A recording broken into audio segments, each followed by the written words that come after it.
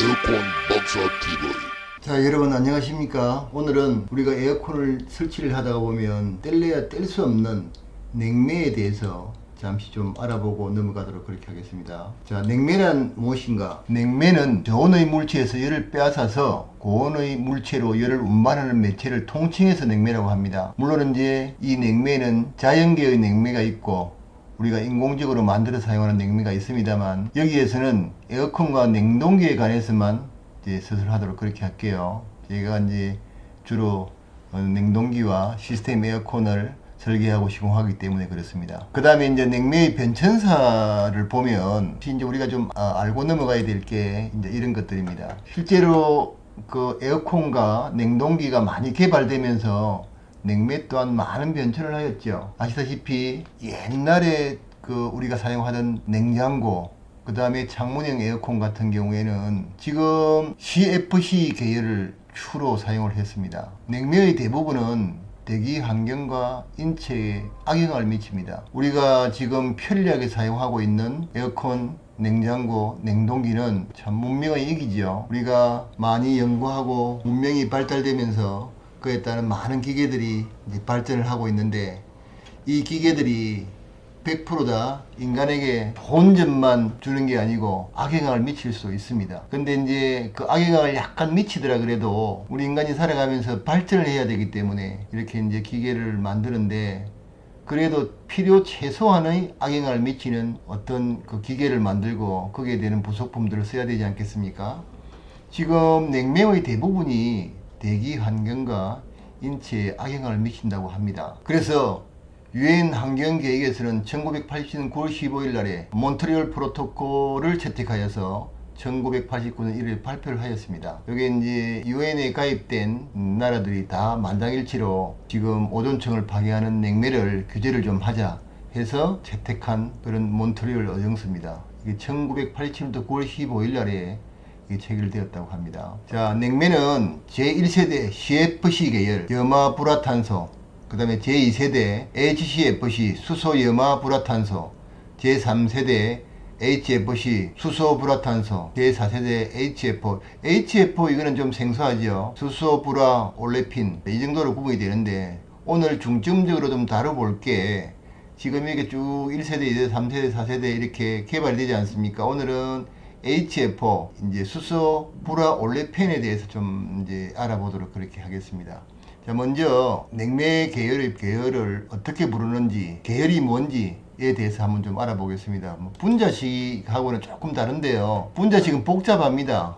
H가 몇 개고, 그 다음에 C가 몇 개고 해가지고 이 분자식이 있는데, 제가 화학 공부를 안 해서 이것만 나오면 머리 아프죠. 수학 공식보다는 더 골치 아픈 게 화학 분자 공식이라고 하지 않습니까? CFC 계열은 여기 보시면 클로로 플로로 카본이라 해가지고 클로르와 카본을 결합해서 만드는 냉매입니다. 주로 이제 CFC 계열에는 R11과 R12, R11과 R12 이게 이제 실제로는 제1세대 냉매면서 오존층 파괴의 주범으로 알려진 냉매입니다. 이제 그 CFC 계열이. 근데 이제 우리 냉동을 하고 에어컨을 하는 업계에서는 또 다른 이야기들을 가지고 있긴 한데, 내가 오존층 파괴되는 걸 봤나, 가스값 올리려고 하지 않나 이런 이야기를 하는데, 그 이야기는 오늘 여기서 다루지는 않겠습니다. 그래서 그동안에 사용하는 장비를 보면 R11은 주로 터보 냉동기에 주로 이제 이 냉매가 들어갔고요. 그 이전에는 암모니아를 많이 사용했는데, 나중에 뒤에 이제 서술을 하겠습니다만, 암모니아가 굉장히 좋은 냉매인 거는 맞는데 가격도 저렴하고 그 다음에 효율이 굉장히 좋은 냉매인 거는 맞는데 안 좋은 게 있기 때문에 그래서 이제 사용을 안 하는 거거든요. 그래서 이제 이게 원래는 이게 R을 붙일 게 아니고 CFC-1, 2 이렇게 이제 원래를 표기해야 되는 게 맞는데, 이제 이 CFC 이 공식이 냉매의 대표적인 계열을 뜻하는 거기 때문에 R을 이렇게 쓰는 겁니다. 이제 요즘은 보면 K를 쓰는 데도 있죠. 그런 우리나라에서 만들면 또 앞에 K를 붙이는 거죠.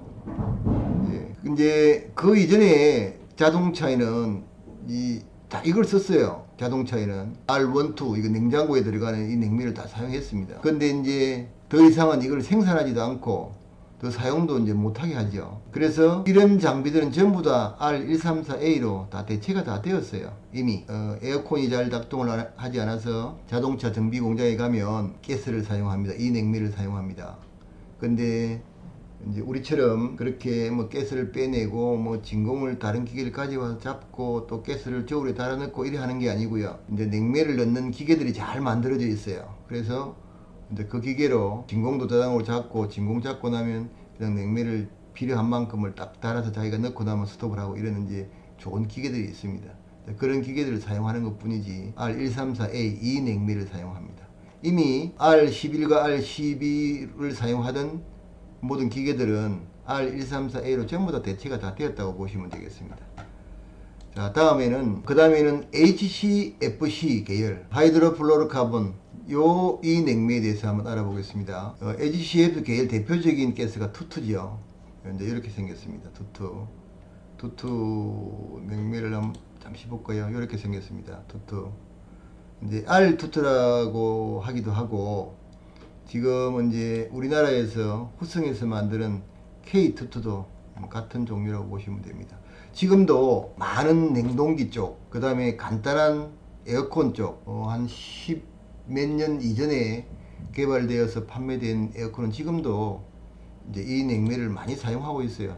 투투 냉매. 지금 이 투투 냉매도 그렇고, 그 다음에 410A 냉매도 그렇고, 우리나라에서는 2030년까지만 사용을 하고, 더 이상 사용을 이제 못하게 합니다. 자, 그래서 지금 올해 2020년이니까 10년 있으면 이걸 사용 못하게 될 거 아니겠습니까?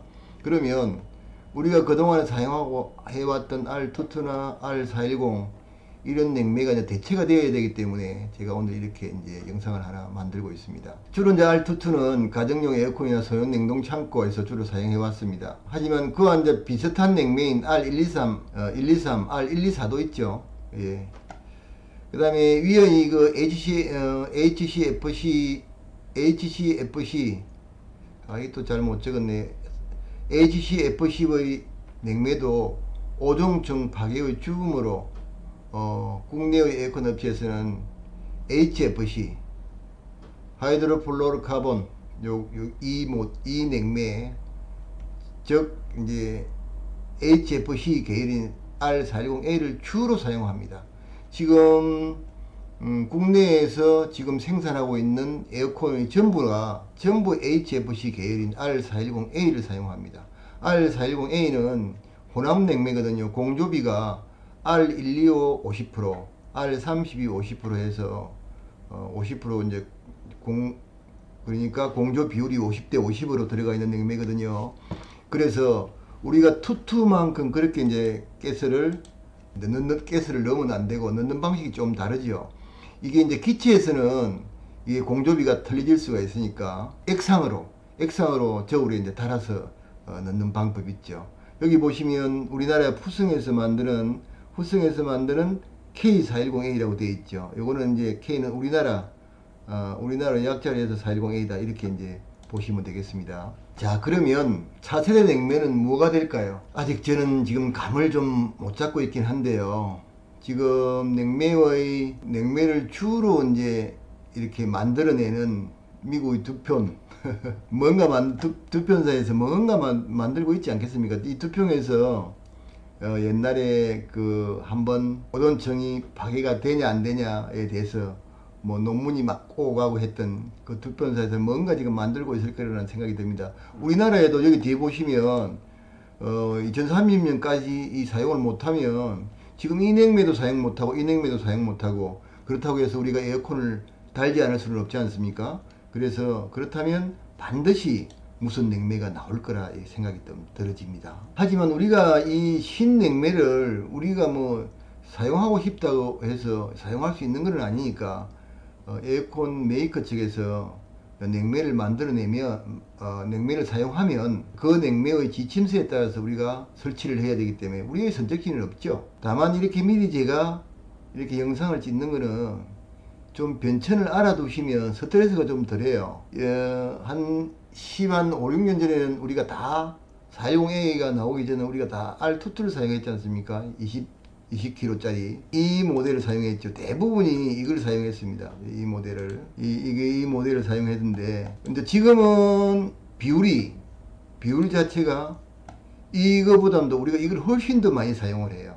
410A를 10kg짜리 이걸 많이 사용을 하는데, 이제 혹시 이제 냉동기라든지 옛날 오래된 뭐 에어컨이나 이런 좀 대형 냉동 장치에는 아직까지도 R22를 많이 사용하고 있기 때문에 저도 이걸 사용하고 있습니다. 그리고 얼마 전까지만 해도 냉방 전용 에어컨에서는 이 모델이 이 R22가 들어가는 에어컨이 나왔었어요.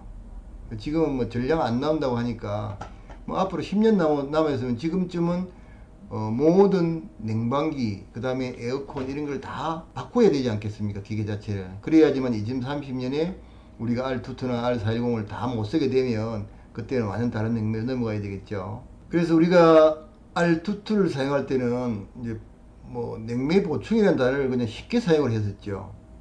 그래서 컴프레셔에 문제가 없게 그냥 가스 상태로 조금씩 필요할 때 더 넣고 이랬었는데 아무 문제가 없었는데, 그 후에 이제 인버터라는 놈이 나오고 그 다음에 R410 냉매가 나오면서 조합비 때문에 스트레스 받고, 그 다음에 인버터라는 놈 때문에 매니폴드 게이지로 압력도 제대로 가늠하기 힘들고 해서 상당히 좀 애로사항이 많았죠.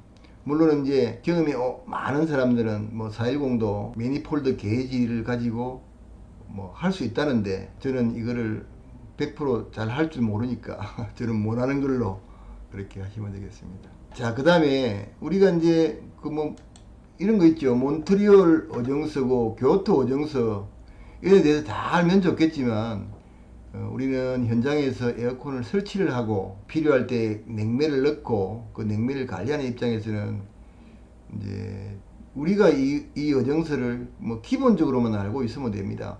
몬트리올 어정서와 교토 어정서에서 온난화 지수, 그 다음에 오존 방해 지수가 높은 그런 그 냉매를 사용하면 안 된다고 협약을 맺었다더라 정도만 알고 있어도 아무 문제 없습니다. 그러면 이제 제일 이제 문제가 되는 게 4세대 냉매는 과연 어떤 게 되는지, 그게 진짜 좀 궁금하지 않습니까? 4세대 아직은 확실하지는 않지만 HFO 계열이지 않을까 합니다. HFO 계열이라는 거는 지구 온난화 지수 LGWP라고 하죠. 그 다음에 오존층 파괴지수 ODP라고 하는 굉장히 낮은 그런 냉매를 이야기합니다. HFO 1, 2, 3, 4 YF라는 냉매인데 아직 이 냉매는 판매가 되고 있지 않습니다. 이제 관심이 있는 분들은 한번 검색을 쭉 한번 해보세요. 해보시면 HFO 1, 2, 3, 4 YF라는 냉매가 어떤 냉매인지 한번 좀 보실 수가 있을 겁니다.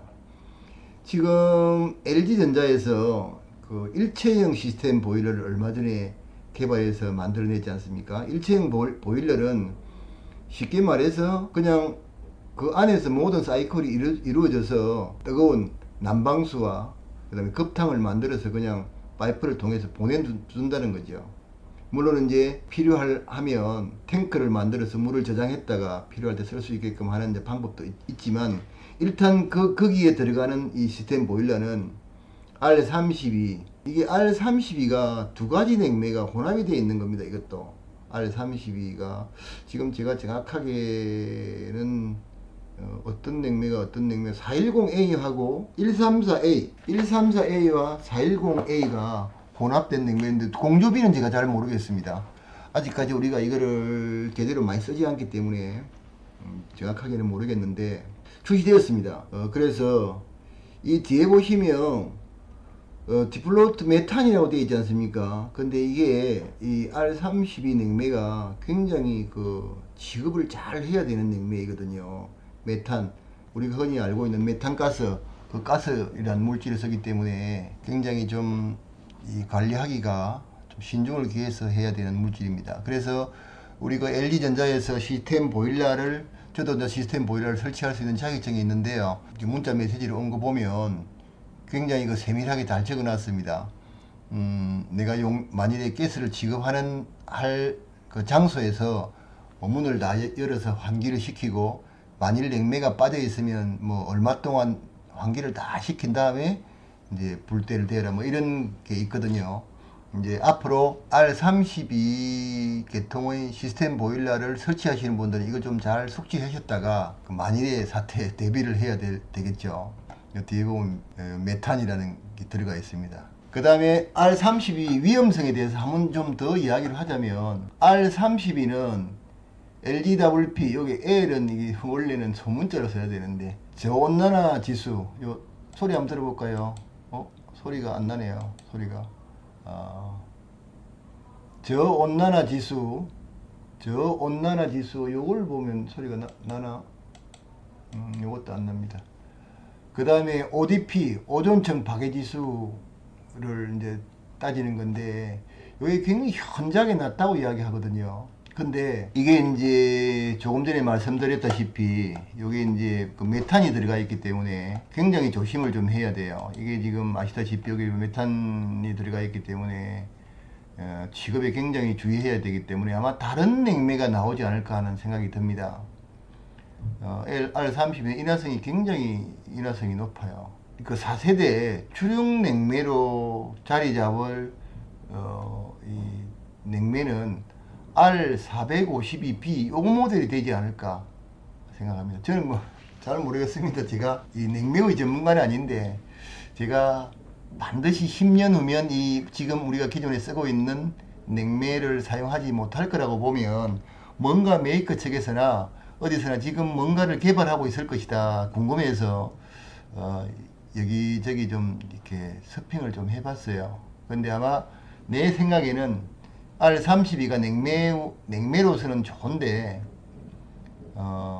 이제 암모니아하고 비슷한 거죠. 암모니아도 가격 대비 성능은 매우 좋지 않습니까? 그리고 이 암모니아가 인화성과 독성 때문에 이 암모니아를 안 쓰는 거거든요. 지금도 제가 알기로는 대형 냉동 창고 있지 않습니까? 거기는 이 그 암모니아를 쓰는 곳도 있다고 하더라고요. 이게 워낙 좋으니까. 이것만 그 독성과 가연성 이것만 취급주의만 하면 더 할 나위 없이 좋으니까요. 그런데 요 R32 냉매를 만약에 에어컨에다가 적용시키게 되면, 아시다시피 에어컨 같은 경우는 많은 사람들이 이게 설치를 하고 그 냉매를 다루지 않습니까? 그래서 굉장히 위험하니까 아마 이것 말고 R452B 이게 4세대 주력으로 냉매를 자리를 잡지 않을까 이런 생각이 듭니다. 지금 이런 냉매들은 그 이제 R30이나 암모니아는 만일에 손을 댄다 그러면 독성하고 가연성에 매우 조심하셔야 됩니다. 폭발합니다. 폭발. 그리고 마시면 큰일 나요. 근데 이제 그 이런 거를 또 더 쓸 수 없는 이유가, 이게 이제 에어컨에는 R32를 참 적용하기가 조금 애매한 부분이 있는 게요. 지금 LG전자에서는 지금 보일러에다만 딱 단독으로 만들어 넣어 가지고 사용했지 않습니까?